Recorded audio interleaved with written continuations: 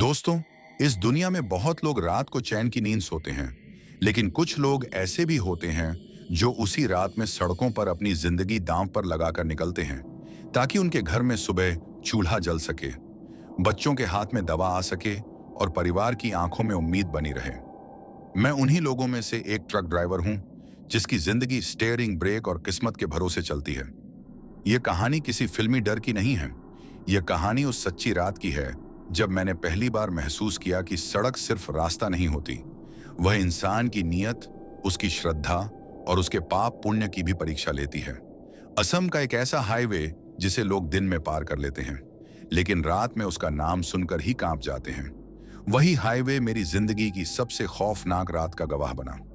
इस कहानी को सुनते वक्त अगर आपके मन में डर आए तो समझ लीजिएगा कि यह डर किसी भूत का नहीं, बल्कि उस सच्चाई का है जिसे हम अक्सर अनदेखा कर देते हैं कि बिना श्रद्धा, बिना इंसानियत और बिना भगवान को याद किए निकला हर सफर अधूरा होता है। तो आइए सुनते हैं असम के काले हाईवे की वह रात जिसने मुझे जिंदा भी रखा और बहुत कुछ सिखा भी दिया। उस दिन मैं घर से निकला तो मन पहले से ही भारी था, क्योंकि सुबह सुबह बीवी की आंखों में आंसू थे और बच्चों की खांसी ने मेरी नींद पूरी तरह छीन ली थी। छोटा बेटा बुखार में तप रहा था और डॉक्टर ने साफ कह दिया था कि दवा में देर हुई तो हालत बिगड़ सकती है। लेकिन जेब में पड़े गिने चुने नोटों को देखकर मैं जानता था कि अगर इस ट्रिप पर नहीं गया तो घर में चूल्हा भी नहीं जलेगा। मैंने माथे पर हाथ रखकर भगवान से मन ही मन प्रार्थना की, घर के मंदिर में अगरबत्ती जलाई, माँ की तस्वीर के आगे सिर झुकाया और बीवी से बस इतना कहा कि सब ठीक हो जाएगा। हालांकि खुद को भी इस बात पर यकीन नहीं था। मेरा ट्रक असम के लिए लोड था, लोहे की चादरें और मशीन के भारी पार्ट। खलासी मेरे साथ था जिसका नाम राजू था, सीधा सादा लड़का जो हर सफर से पहले हनुमान चालीसा जरूर पढ़ता था। ट्रक स्टार्ट करते समय उसने डैशबोर्ड पर बंधी हुई छोटी सी हनुमान जी की मूर्ति को छुआ और बोला कि भैया इस बार रास्ता भारी लग रहा है। मैंने हंसने की कोशिश की, लेकिन दिल के अंदर कहीं ना कहीं एक अजीब सा डर बैठ गया था। जैसे जैसे हम असम की तरफ बढ़ते गए, रास्ता बदलने लगा। घने जंगल, ऊंचे पेड़, सांप की तरह बल खाती सड़कें और आसमान पर छाई हुई अजीब सी उदासी। शाम होते होते मोबाइल का नेटवर्क गायब हो गया और रेडियो से भी बस शोर आने लगा। मैंने ट्रक की स्पीड कम कर दी, क्योंकि यह वही इलाका था जिसे लोग असम का काला कहते हैं। हाईवे कहते थे, यहाँ कई हादसों की कहानियां मैंने ढाबों पर सुनी थी। कुछ लोग कहते थे कि यहाँ रात में रास्ता बदल जाता है और कुछ कहते थे कि यहाँ से गुजरने वाले हर ड्राइवर की परीक्षा होती है। राजू ने जेब से लाल धागा निकाला और अपने हाथ में बांधते हुए बोला कि भैया, मेरे गांव में कहते हैं कि जंगल वाले रास्तों पर बुरी नजर जल्दी लगती है। मैंने बिना कुछ बोले स्टीयरिंग और कसकर पकड़ लिया। सड़क सुनसान थी, चारों तरफ अंधेरा और ट्रक की हेडलाइट्स के आगे बस वही काली सड़क जो जैसे हमें निगलने के लिए आगे बढ़ रही हो। मेरे दिमाग में बार बार बच्चों का चेहरा घूम रहा था और दिल यही दुआ कर रहा था कि किसी तरह यह सफर खत्म हो और मैं सही सलामत घर लौट सकूं। रात गहराती जा रही थी और हवा में एक अजीब सी ठंडक घुल चुकी थी। ट्रक के टायरों की आवाज अब मुझे किसी की सांसों जैसी लगने लगी थी। राजू चुप हो गया था और मैंने पहली बार महसूस किया कि इस हाईवे पर सिर्फ सड़क नहीं, बल्कि कुछ और भी हमारे साथ चल रहा है। ट्रक की हेडलाइट्स अंधेरे को चीरती हुई आगे बढ़ रही थीं, लेकिन जितना रास्ता सामने दिखता था, उससे कहीं ज्यादा डर मेरे भीतर फैलता जा रहा था।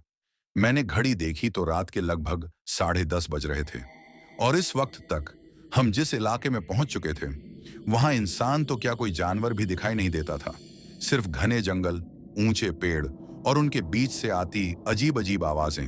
कभी लगता जैसे कोई पत्तों को रगड़ रहा हो और कभी ऐसा जैसे कोई दूर से नाम लेकर बुला रहा हो। राजू ने अचानक मेरी तरफ देखा और बोला कि थीम भैया, आपको भी कुछ अजीब लग रहा है क्या? मैंने हंसकर बात टालने की कोशिश की, लेकिन सच यही था कि दिल तेज तेज धड़क रहा था। मैंने कहा कि यह असम का जंगल है, यहाँ हवा भी बोलती है। लेकिन तभी ट्रक के आगे सड़क के बीचों बीच कुछ पड़ा हुआ दिखाई दिया। मैंने तुरंत ब्रेक दबाया और ट्रक झटके से रुक गया। दिल की धड़कन एक पल को जैसे थम गई। हम दोनों ने गौर से देखा तो सड़क पर नारियल, लाल कपड़ा, अगरबत्ती के जले हुए निशान और नींबू पड़े थे। यह साफ किसी पूजा का स्थान लग रहा था। राजू ने डरते हुए कहा कि भैया, यह तो किसी ने बलि या तांत्रिक पूजा की है। मेरे हाथ अपने आप स्टीयरिंग से हटकर माथे पर चले गए। गांव में बचपन से सुनता आया था कि जंगलों में ऐसी जगहों पर रात में रुकना अच्छा नहीं माना जाता। मैंने ट्रक से उतरने की हिम्मत की और जमीन को छूकर भगवान को प्रणाम किया, क्योंकि हमारे यहाँ यह मान्यता है कि अनजान जगह पर कदम रखने से पहले धरती माँ से माफी मांगनी चाहिए। राजू भी उतर आया और उसने हनुमान चालीसा के कुछ दोहे धीमी आवाज में पढ़ने शुरू कर दिए। चारों तरफ सन्नाटा था, लेकिन उस सन्नाटे में भी ऐसा लग रहा था जैसे कोई हमें देख रहा हो। हम वापस ट्रक में बैठे ही थे कि अचानक हवा तेज हो गई और अगरबत्ती के बुझे हुए धुएं की गंध नाक में भर गई, जबकि वहां कोई जलती अगरबत्ती थी ही नहीं। मेरे रोंगटे खड़े हो गए। मैंने तुरंत ट्रक स्टार्ट किया और बिना पीछे देखे आगे बढ़ा दिया। दिल में बस यही दुआ थी कि यह जगह जल्दी पीछे छूट जाए। कुछ किलोमीटर आगे बढ़ते ही सड़क और भी खराब हो गई। कभी गड्ढे तो कभी तीखे मोड़। ट्रक का वजन ज्यादा था, इसलिए हर मोड़ पर ऐसा लग रहा था जैसे ट्रक पलट जाएगा। इसी बीच अचानक मोबाइल में एक पल के लिए नेटवर्क आया और बीवी का मिस्ड कॉल दिखा। मैंने तुरंत फोन लगाया, लेकिन नेटवर्क फिर गायब हो गया। उसे एक मिस्ड कॉल ने मेरी हालत और खराब कर दी। दिमाग में यही चल रहा था कि घर पर सब ठीक है या नहीं। राजू ने पानी की बोतल उठाई और थोड़ा पानी जमीन पर डालते हुए बोला कि भैया, हमारे यहाँ कहाँ जाता है कि अनजान रास्तों पर पानी चढ़ाने से रास्ता शांत हो जाता है। मैंने कुछ नहीं कहा, लेकिन मन ही मन भगवान को याद करता रहा। ट्रक अब एकदम सुनसान हिस्से में पहुंच चुका था, जहां सड़क के दोनों तरफ घना जंगल और बीच बीच में टूटी हुई चेतावनी की पट्टियां लगी थीं। तभी अचानक ट्रक की लाइट्स के आगे सड़क पर किसी के खड़े होने का आभास हुआ। मैंने जोर से ब्रेक दबाया और दिल जोर से धड़क उठा। अभी मैंने ठीक से देखा भी नहीं था कि वह साया क्या है, लेकिन इतना तय था कि यह रात अब आसान नहीं रहने वाली थी। ब्रेक लगते ही ट्रक के भारी टायर सड़क पर चीख उठे और मेरा दिल ऐसा धड़का जैसे सीने से बाहर निकल आएगा। हेडलाइट्स की रोशनी ठीक सामने सड़क पर खड़े उस साए पर पड़ी तो मेरी सांस अटक गई, क्योंकि वहां कोई आदमी नहीं, बल्कि सफेद कपड़ों में लिपटी हुई एक औरत खड़ी, जिसके बाल खुले हुए थे और चेहरा आधा झुका हुआ। उसकी शक्ल साफ दिखाई नहीं दे रही थी, लेकिन उसकी मौजूदगी ही इतनी भारी थी कि राजू के मुंह से अपने आप हे राम निकल गया। मैंने हॉर्न दिया, एक बार नहीं, कई बार, लेकिन वह औरत जरा भी नहीं हिली। सड़क के बीचों बीच खड़े होकर बस हमें देखे जा रही थी। मैंने खिड़की से बाहर झांककर आवाज लगाई कि माँ जी, रास्ते से हट जाइए, लेकिन जवाब में सिर्फ हवा की सनसनाहट मिली। राजू ने कांपती आवाज में कहा कि भैया, यह वक्त सही नहीं है, यहां रुकना ठीक नहीं। मेरे हाथ पसीने से भीग चुके थे, लेकिन मजबूरी में मैंने धीरे धीरे ट्रक आगे बढ़ाया। जैसे ही ट्रक उसके पास से गुजरा, मुझे ऐसा लगा जैसे किसी ने बहुत ठंडे हाथ से मेरी कलाई पकड़ ली हो। मैंने झटके से हाथ खींचा और ट्रक की रफ्तार बढ़ा दी। पीछे देखने की हिम्मत नहीं हुई, लेकिन साइड मिरर में एक पल के लिए मुझे लगा कि वही औरत सड़क के किनारे खड़ी हमें जाते हुए देख रही है। राजू ने तुरंत डैशबोर्ड पर रखी अगरबत्ती जलाई और हनुमान जी का नाम तेज तेज लेने लगा। कुछ दूर जाने के बाद मैंने ट्रक रोका, क्योंकि दिल बहुत तेज धड़क रहा था और सांसें काबू में नहीं आ रही थीं। मैंने पानी पिया और माथे पर छींटे मारे। राजू ने जमीन पर हाथ लगाकर माथे से छुआ और बोला कि धरती माँ, रक्षा करना। हम दोनों को एहसास हो चुका था कि यह कोई साधारण रास्ता नहीं है। रात और भी गहरी हो गई थी। घड़ी में 12 बजने वाले थे और जंगल से आती आवाजें अब और साफ सुनाई देने लगी थीं। कभी ऐसा लगता जैसे कोई हंस रहा हो और कभी ऐसा जैसे कोई रो रहा हो। मैंने अपने गांव के बुजुर्गों की बातें याद की कि आधी रात के बाद जंगल में आत्माएं ज्यादा भटकती हैं और जो उन्हें देख ले वह आसानी से भूल नहीं पाता। अचानक ट्रक के केबिन के अंदर ठंड बढ़ने लगी, जबकि बाहर का मौसम उतना ठंडा नहीं था। राजू ने शॉल ओढ़ ली और बोला कि भैया, यहां तो सांस भी भारी लग रही है। मैंने खिड़की बंद की, लेकिन ठंड फिर भी कम नहीं हुई। मुझे अपने बच्चों का चेहरा याद आया और दिल भर आया। मैंने मन ही मन भगवान से कहा कि अगर इस रात से बचा लिया तो मैं मंदिर में 1.25 किलो लड्डू चढ़ाऊंगा। तभी ट्रक के पीछे से किसी के चलने की आवाज आई, जैसे कोई भारी कदम रखता हुआ हमारे साथ साथ चल रहा हो। मैंने एक्सीलरेटर दबाया, लेकिन आवाज कम होने की बजाय और पास आती गई। राजू ने डर के मारे मेरी बांह पकड़ ली और बोला कि भैया, कुछ तो हमारे पीछे है। मेरे रोंगटे खड़े हो गए और आंखें अपने आप भर आईं। मैंने अचानक शीशे में देखा और जो मैंने देखा उसने मेरी रूह तक हिला दी। पीछे उसी सफेद औरत का धुंधला साया ट्रक के पीछे चलता हुआ दिखाई दे रहा था। और उस पल मुझे एहसास हुआ कि यह रात अभी खत्म नहीं होने वाली है, बल्कि असली डर अब शुरू हुआ है। मेरे हाथ कांप रहे थे, लेकिन पैर अपने आप एक्सीलरेटर पर दबे हुए थे। ट्रक की रफ्तार बढ़ने के बावजूद पीछे से आती कदमों की आवाज कम नहीं हो रही थी, बल्कि ऐसा लग रहा था जैसे कोई हमारे साथ ही दौड़ रहा हो। राजू की पकड़ मेरी बांह पर और कस गई थी और उसकी सांसें इतनी तेज चल रही थीं कि मुझे डर था कहीं वह बेहोश न हो जाए। मैंने हिम्मत करके जोर से कहा कि राजू, डर मत, भगवान हमारे साथ है। लेकिन खुद मेरी आवाज में भी भरोसा नहीं था। मैंने ट्रक के अंदर लगे छोटे से मंदिर की तरफ देखा और जोर से AUM नमः शिवाय बोलने लगा, क्योंकि मेरे पिता हमेशा कहते थे कि डर के वक्त शिव का नाम लेने से मन स्थिर रहता है। राजू भी मेरे साथ सुर में सुर मिलाने लगा। उस पल मुझे लगा जैसे केबिन के अंदर की हवा थोड़ी हल्की हुई हो, लेकिन बाहर का अंधेरा और भी घना हो गया था। अचानक ट्रक झटके से उछला, जैसे किसी ने पीछे से जोर से धक्का दिया हो। मैंने ब्रेक दबाया और ट्रक एक तरफ डगमगा गया, दिल मुंह को आ गया। राजू चीख पड़ा और बोला कि भैया, ट्रक को क्या हो गया? मैंने नीचे उतरकर देखने की हिम्मत जुटाई। सड़क सुनसान थी और हेडलाइट्स की रोशनी में बस वही काली सड़क और पेड़ों की लंबी परछाइयां दिखाई दे रही थीं। लेकिन टायरों के पास जमीन पर गीले पैरों के निशान साफ दिख रहे थे, जैसे कोई नंगे पांव हमारे ट्रक के पीछे पीछे चला हो। मेरे शरीर में सिहरन दौड़ गई। मैंने तुरंत जमीन छूकर माथे से लगाया और मन ही मन धरती माँ से माफी मांगी कि अगर अनजाने में कोई गलती हुई हो तो क्षमा करें। राजू ने जेब से छोटा सा गंगा जल निकाला, जो उसकी माँ ने सफर से पहले दिया था, और उसने थोड़ा पानी चारों तरफ छिड़क दिया। हम दोनों को ऐसा लगा जैसे आसपास की हवा कुछ पल के लिए थम गई हो। हम वापस ट्रक में बैठे ही थे कि दूर जंगल के अंदर से किसी औरत के रोने की आवाज आने लगी। वह आवाज इतनी दर्द भरी थी कि दिल दहल गया, लेकिन उस दर्द में भी कुछ ऐसा था जो इंसान का नहीं लग रहा था। राजू ने कान बंद कर लिए और बोला कि भैया, गाड़ी मत रोकना चाहें, कुछ भी हो जाए। मैंने सिर हिलाया और ट्रक आगे बढ़ा दिया। रास्ते में एक टूटा फूटा सा छोटा मंदिर दिखाई दिया, जिसके पास पीपल का पेड़ खड़ा था। मुझे लगा जैसे किसी ने भीतर से आवाज दी हो कि यहां रुक जाओ। मैंने ट्रक साइड में लगाया, हम दोनों उतरे और मंदिर के सामने दिया जलाया, क्योंकि हमारे यहाँ माना जाता है कि सुनसान रास्तों के मंदिर राहगीरों की रक्षा करते हैं। मैंने हाथ जोड़कर कहा कि हे भगवान, इस रात को काटने की ताकत देना। उस पल दिल को थोड़ी शांति मिली, लेकिन जैसे ही हम ट्रक में वापस बैठे, साइड मिरर में मैंने देखा कि उसी पीपल के पेड़ के नीचे कोई खड़ा है, लंबे खुले बाल, झुका हुआ सिर और सफेद कपड़े। राजू ने भी देख लिया और उसकी चीख निकलते निकलते रह गई। मैंने बिना एक पल गंवाए ट्रक स्टार्ट किया और पूरी ताकत से आगे बढ़ा दिया। अब मुझे पूरा यकीन हो चुका था कि असम का यह काला हाईवे सिर्फ सड़क नहीं, बल्कि किसी भटकी हुई आत्मा की सीमा है, और उस सीमा में हम फंस चुके थे। ट्रक की रफ्तार तेज थी, लेकिन दिल की धड़कन उससे भी तेज चल रही थी। पीछे छूटता हुआ वह पीपल का पेड़ और मंदिर। मुझे ऐसा लग रहा था जैसे किसी सुरक्षित दहलीज को पार करके हम किसी अनजानी दुनिया में घुस चुके हों। राजू बार बार भगवान का नाम ले रहा था और मैं सड़क पर नजरें जमाए हुए बस आगे बढ़ता जा रहा था। इस हाईवे पर अब रास्ता सीधा नहीं रहा था, बल्कि अजीब तरीके से बल खाता हुआ हमें और घने जंगल के अंदर ले जा रहा था। कुछ ही देर बाद ट्रक के अंदर अचानक एक अजीब सी गंध भर गई, जली हुई मिट्टी और पुराने फूलों की मिलीजुली बदबू।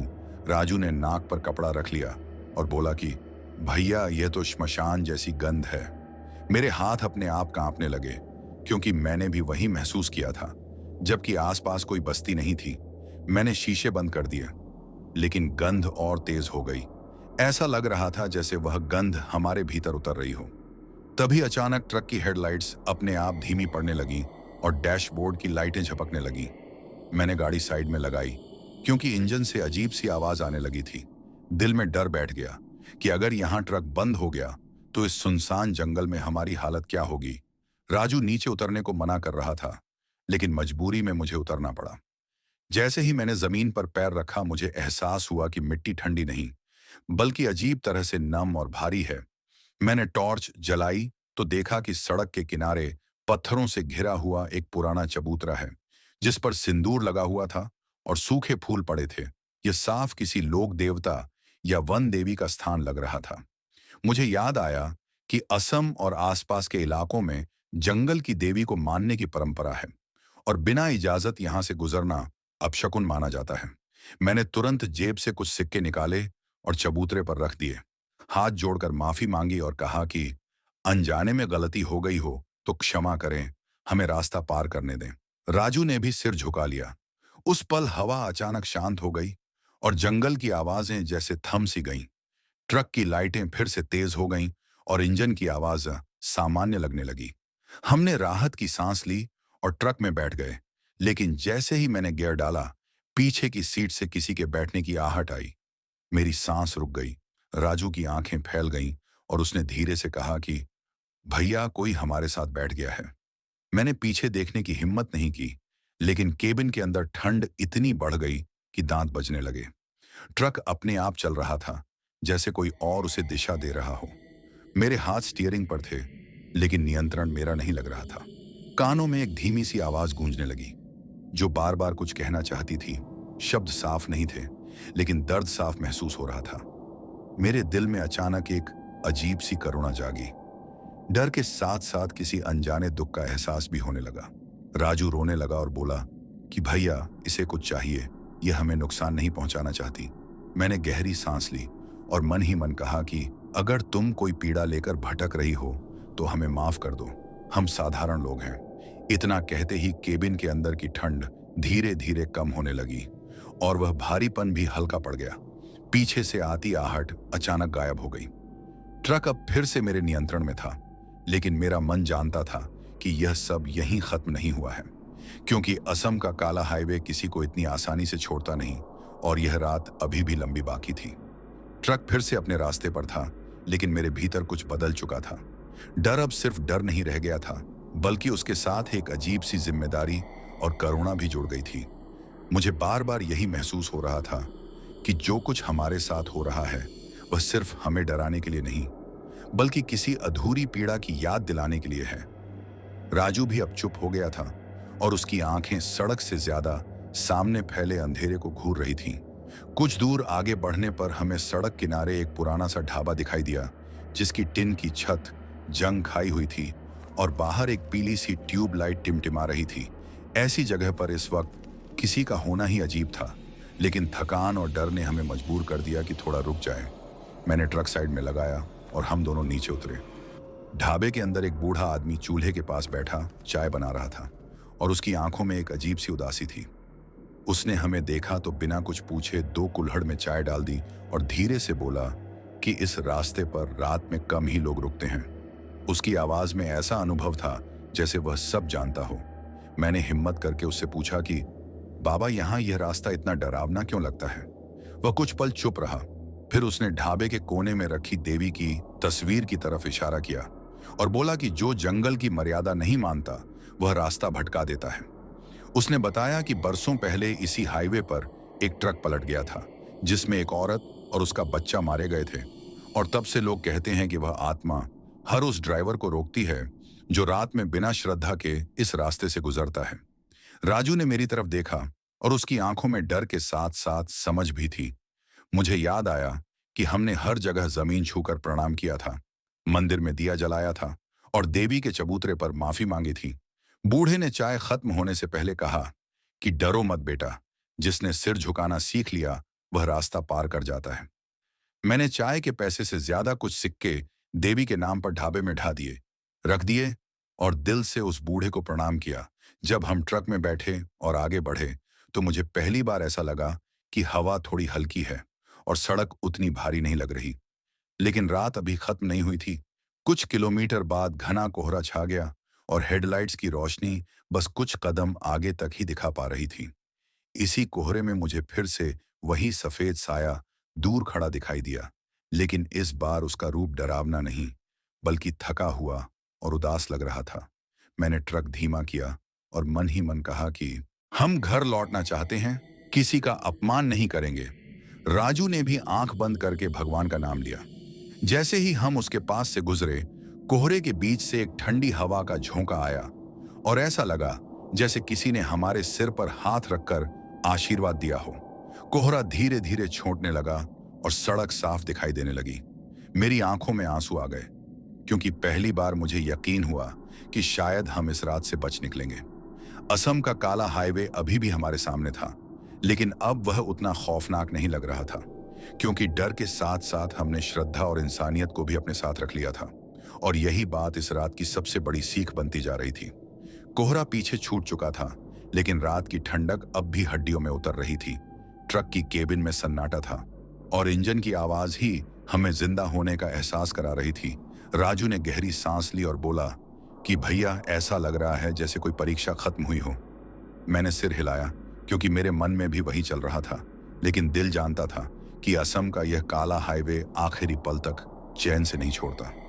कुछ दूरी पर सड़क के किनारे एक टूटा हुआ साइन बोर्ड दिखाई दिया, जिस पर आधा नाम मिट चुका था और आधा पढ़ा जा सकता था। उस जगह को देखकर मुझे अचानक एक अजीब सा चक्कर आया और सिर भारी होने लगा। राजू ने तुरंत पानी दिया और बोला कि भैया रुक जाए क्या, लेकिन मैंने मना कर दिया, क्योंकि मन में कहीं ना कहीं डर था कि रुकना अब ठीक नहीं रहेगा। इसी बीच ट्रक के रेडियो में अचानक शोर के बीच एक धीमी सी आवाज उभरने लगी।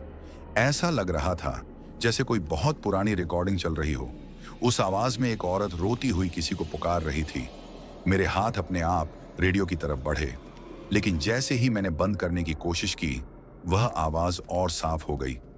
राजू की आंखों से आंसू बहने लगे और वह बोला कि भैया, यह वही है। मेरे दिल में भी भारीपन आ गया। मैंने गाड़ी धीमी कर दी और मन ही मन कहा कि अगर तुम्हारी आत्मा भटक रही है तो ईश्वर तुम्हें शांति दे। इतना कहते ही रेडियो की आवाज अपने आप बंद हो गई और केबिन में फिर वही सन्नाटा छा गया। लेकिन अब उस सन्नाटे में डर कम और दुख ज्यादा था। मुझे एहसास हुआ कि हर भयानक अनुभव के पीछे किसी की अधूरी कहानी छुपी होती है। रात के करीब 3 बज रहे थे और दूर कहीं से मंदिर की घंटी की हल्की सी आवाज सुनाई दी। मुझे यकीन नहीं हुआ, क्योंकि आसपास कोई बस्ती नहीं थी, लेकिन जैसे जैसे हम आगे बढ़े, एक छोटा सा मंदिर दिखाई दिया, जिसके बाहर दीपक जल रहा था। मैंने ट्रक धीमा किया और हाथ जोड़ लिए। राजू ने भी सिर झुका लिया। उस पल मुझे लगा जैसे मन का बोझ कुछ हल्का हो गया हो। मंदिर पार करते ही सड़क अचानक चौड़ी हो गई और जंगल थोड़े थोड़े पीछे हटने लगे। हवा में अब पहले जैसी घुटन नहीं थी। मैंने घड़ी देखी और पहली बार उम्मीद की एक किरण दिखाई दी कि सुबह ज्यादा दूर नहीं है। राजू ने हल्की मुस्कान के साथ कहा कि भैया, लगता है भगवान ने सुन ली। मेरी आंखें भर आईं, क्योंकि बच्चों और बीवी का चेहरा फिर से आंखों के सामने आ गया। लेकिन तभी अचानक ट्रक के सामने सड़क पर एक पुरानी टूटी हुई गुड़िया पड़ी दिखाई दी।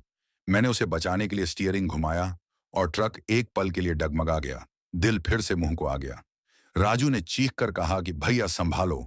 मैंने पूरी ताकत लगाकर ट्रक को सीधा किया। जब ट्रक संभला तो मैंने शीशे में देखा कि वह गुड़िया अब वहां नहीं थी। मेरे पूरे शरीर में झुंझुनी दौड़ गई, लेकिन इस बार डर के साथ साथ एक अजीब सा भरोसा भी था कि अब हमें नुकसान नहीं पहुंचाया जाएगा। जैसे किसी ने आखिरी बार हमारी परीक्षा ली हो। असम का काला हाईवे अब धीरे धीरे हमें बाहर की दुनिया की तरफ छोड़ने की तैयारी कर रहा था। रात का आखिरी पहर शुरू हो चुका था और आसमान में हल्की सी सफेदी उतरने लगी थी। ट्रक की हेडलाइट्स अब उतनी बेबस नहीं लग रही थी, क्योंकि सामने रास्ता साफ दिखने लगा था। मेरे भीतर जमा हुआ डर धीरे धीरे थकान में बदल रहा था, लेकिन दिल अब भी पूरी तरह शांत नहीं हुआ था। राजू सीट से टिककर बैठ गया और उसकी आंखें आधी बंद थीं, जैसे वह इस रात से बाहर निकलने की कोशिश कर रहा हो। कुछ किलोमीटर आगे बढ़ते ही हमें सड़क किनारे एक छोटा सा पुल दिखाई दिया, जिसके नीचे से काली नदी बह रही थी। पानी की आवाज अजीब तरह से भारी लग रही थी। मैंने सुना था कि असम के जंगलों में बहने वाली नदियों को रात में पार करते समय लोग विशेष सावधानी रखते हैं, क्योंकि मान्यता है कि नदियां भटकी आत्माओं की राह होती हैं। मैंने ट्रक की स्पीड कम की और मन ही मन नदी माता को प्रणाम किया।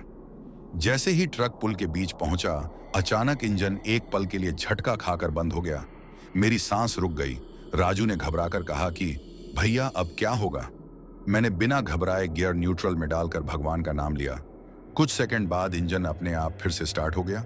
उस एक पल ने मुझे यह एहसास दिला दिया कि यह रात अभी भी हमें पूरी तरह छोड़ने को तैयार नहीं है। पुल पार करते ही सड़क के किनारे एक औरत दिखाई दी, जो हाथ जोड़कर खड़ी थी। इस बार उसका चेहरा साफ दिख रहा था और उसमें डर नहीं, बल्कि शांति थी। उसकी आंखें नम थीं, लेकिन उनमें कोई क्रोध नहीं था। मैंने ट्रक धीमा किया और सिर झुकाया। राजू ने भी हाथ जोड़ लिए। जैसे ही हम आगे बढ़े, वह आकृति धीरे धीरे धुंध में घुल गई। मेरे मन में अचानक एक गहरी शांति उतर आई। ऐसा लगा जैसे किसी ने हमारे सफर को स्वीकार कर लिया हो। हवा अब ठंडी नहीं, बल्कि सामान्य लग रही थी और जंगल के शोर की जगह सुबह की हल्की चहचहाहट सुनाई देने लगी थी। मैंने पहली बार राहत की सांस ली और राजू से कहा कि बस थोड़ी देर और फिर यह रास्ता पीछे छूट जाएगा। उसने बिना कुछ बोले सिर हिला दिया। सड़क अब गांवों की तरफ मुड़ने लगी थी। दूर दूर से गायों की घंटियों की आवाज और किसी मंदिर की आरती का स्वर आने लगा। मेरे मन में घर पहुंचने की तड़प और तेज हो गई। मैंने बच्चों की दवा, बीवी का चेहरा और मां की दुआएं सब एक साथ याद कर ली। आंखें अपने आप नम हो गईं, लेकिन तभी अचानक ट्रक के केबिन में वही जानी पहचानी ठंडक एक पल के लिए लौटी। मैंने साइड मिरर में देखा और मुझे लगा जैसे वही सफेद आकृति आखिरी बार दूर खड़ी हमें देख रही हो। लेकिन इस बार डर नहीं था, उस नजर में विदाई थी। मैंने धीरे से कहा कि भगवान तुम्हें शांति दे, और उसी पल वह साया हमेशा के लिए ओझल हो गया। अब मुझे पूरा भरोसा हो चुका था कि यह रात अपनी आखिरी सांसें गिन रही है और हम असम के काले हाईवे से जिंदा बाहर निकलने वाले हैं। सुबह की पहली रोशनी पूरी तरह फैल चुकी थी और सड़क पर अब अंधेरे का वह डरावना असर नहीं रहा था। ट्रक की खिड़की से आती ठंडी हवा अब सुकून दे रही थी और रात की सारी घटनाएं किसी भारी सपने की तरह पीछे छूटती महसूस हो रही थीं। राजू ने आंखें पूरी तरह खोल दी और पहली बार उसके चेहरे पर राहत साफ दिखाई दी। उसने धीमी आवाज में कहा कि भैया, लगता है हम बच गए। मैंने कुछ नहीं कहा, क्योंकि मन अभी भी उस पूरी रात को समेटने की कोशिश कर रहा था। हाईवे अब मुख्य सड़क से जुड़ चुका था और इक्का दुक्का गाड़ियां दिखने लगी थीं। लोगों की मौजूदगी देखकर दिल को अजीब सी ताकत मिली। ऐसा लगा जैसे इंसान की आहट से ही डर भाग जाता है। मैंने ट्रक एक चाय की दुकान के पास रोका, जो सुबह सुबह खुल चुकी थी। हम दोनों नीचे उतरे तो पैरों में हल्की कमजोरी महसूस हुई, लेकिन जमीन पर कदम रखते ही मन में स्थिरता आ गई। चाय वाले ने मुस्कुराकर पूछा कि रात कहाँ काटी। मैंने उसकी तरफ देखा और बस इतना कहा कि असम के काले हाईवे पर। वह कुछ पल चुप रहा, फिर बोला कि तो भगवान ने बचा लिया। उसके शब्द सुनकर मेरी आंखें भर आईं, क्योंकि वह बिना कुछ बताए सब समझ गया था। हमने चाय पी और मैंने मंदिर के लिए रखे हुए कुछ पैसे निकालकर पास के छोटे से मंदिर में रख दिए। मन से बोझ उतरने लगा। फोन में अब नेटवर्क आ चुका था। मैंने सबसे पहले घर फोन लगाया। बीवी की आवाज सुनते ही दिल टूट कर रह गया। उसने बताया कि बच्चे का बुखार अब थोड़ा कम है और डॉक्टर ने दवा बदल दी है। मैंने उसे बस इतना कहा कि मैं ठीक हूं और जल्दी घर पहुंच जाऊंगा। इतना कहते ही आंखों से आंसू बहने लगे, जिन्हें मैंने किसी तरह रोक लिया। फिर से ट्रक स्टार्ट किया और आगे बढ़ चले। अब रास्ता जाना पहचाना लगने लगा था, लेकिन दिमाग में रात की हर तस्वीर साफ घूम रही थी। वह औरत, वह साया, वह आवाजें और वह सीख कि हर रास्ते को सिर्फ ताकत से नहीं, बल्कि श्रद्धा और इंसानियत से भी पार किया जाता है। राजू ने बीच में कहा कि भैया, अब कभी इस रास्ते पर रात में नहीं चलेंगे। मैंने सिर हिलाया, क्योंकि मैं भी यही सोच रहा था। जैसे जैसे दिन चढ़ता गया, जंगल पूरी तरह पीछे छूट गया और शहर की हलचल शुरू हो गई। मुझे एहसास हुआ कि जिंदगी कितनी नाजुक है और हम ट्रक ड्राइवर हर सफर में सिर्फ सामान नहीं, बल्कि अपनी किस्मत भी ढोते हैं। उस रात ने मुझे सिखा दिया था कि घर की रोटी, बच्चों की हंसी और परिवार की सलामती सबसे बड़ी दौलत है। मुझे अब बस एक ही इंतजार था कि यह सफर पूरी तरह खत्म हो और मैं अपने घर की दहलीज पर सुरक्षित कदम रख सकूं, क्योंकि असम का काला हाईवे पीछे छूट चुका था, लेकिन उसकी यादें जिंदगी भर मेरे साथ रहने वाली थीं। शहर की सीमा पार करते ही मुझे ऐसा लगा जैसे सीने पर रखा हुआ कोई भारी पत्थर धीरे धीरे हट रहा हो। ट्रक अब उसी रफ्तार से चल रहा था जिस रफ्तार से सैकड़ों बार चला था, लेकिन आज हर मीटर किसी वरदान से कम नहीं लग रहा था। राजू खिड़की से बाहर देख रहा था और उसके चेहरे पर वह सुकून था जो लंबी लड़ाई के बाद मिलता है। मैंने स्टीयरिंग पर हाथ रखते हुए मन ही मन भगवान का धन्यवाद किया कि हमें उस रात से सही सलामत निकाल लिया। लोड उतारने की जगह पर जब ट्रक खड़ा किया तो पहली बार एहसास हुआ कि शरीर कितना थक चुका है, लेकिन मन हल्का था। माल सही सलामत उतर गया और पेमेंट भी मिल गया। मैंने उसी वक्त मन बना लिया कि सबसे पहले बच्चों की दवा और घर का राशन लेकर ही लौटूंगा। राजू से मैंने कहा कि आज अगर जिंदा लौट पाए हैं तो यह सिर्फ हमारी मेहनत नहीं, ऊपर वाले की दया है। उसने सिर झुकाकर हामी भरी। घर की तरफ बढ़ते वक्त रास्ता वही था, लेकिन नजर बदल चुकी थी। हर मंदिर, हर पेड़, हर मोड़ मुझे उस रात की याद दिला रहा था। मैं सोच रहा था कि अगर इंसान अपनी मजबूरी में श्रद्धा भूल जाए तो रास्ते भी रूठ जाते हैं, और अगर सिर झुकाकर चले तो अंधेरे भी रास्ता दे देते हैं। असम का काला हाईवे मुझे डराकर नहीं गया, बल्कि मुझे इंसान बनाकर गया था। जब शाम को अपने घर की गली में ट्रक मोड़ा तो बच्चों की आवाज सबसे पहले कानों में पड़ी। मेरी बीवी दरवाजे पर खड़ी थी और उसकी आंखों में वही चिंता थी जो हर ट्रक ड्राइवर की पत्नी की आंखों में होती है। मैंने ट्रक से उतरते ही जमीन को छुआ और माथे से लगाया, क्योंकि सही सलामत घर लौटना किसी वरदान से कम नहीं होता। बच्चे मुझसे लिपट गए और उस एक पल में सारी थकान, सारा डर, सारी रात मानो घुल गई। मैंने घर के मंदिर में दिया जलाया और बिना कुछ बोले बस हाथ जोड़कर खड़ा रहा। बीवी ने कुछ नहीं पूछा, क्योंकि शायद उसे मेरी आंखों में सब कुछ दिखाई दे रहा था। राजू अपने घर चला गया, लेकिन जाते जाते बोला कि भैया, ये सफर जिंदगी भर याद रहेगा। मैंने बस इतना कहा कि याद नहीं, सबक रहेगा।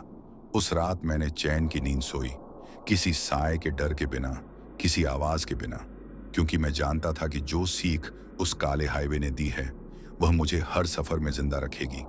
रात चाहे कितनी भी डरावनी क्यों ना हो, अगर नीयत साफ हो, श्रद्धा साथ हो और घर लौटने की दुआ दिल में हो, तो रास्ता आखिरकार घर तक जरूर पहुंचाता है।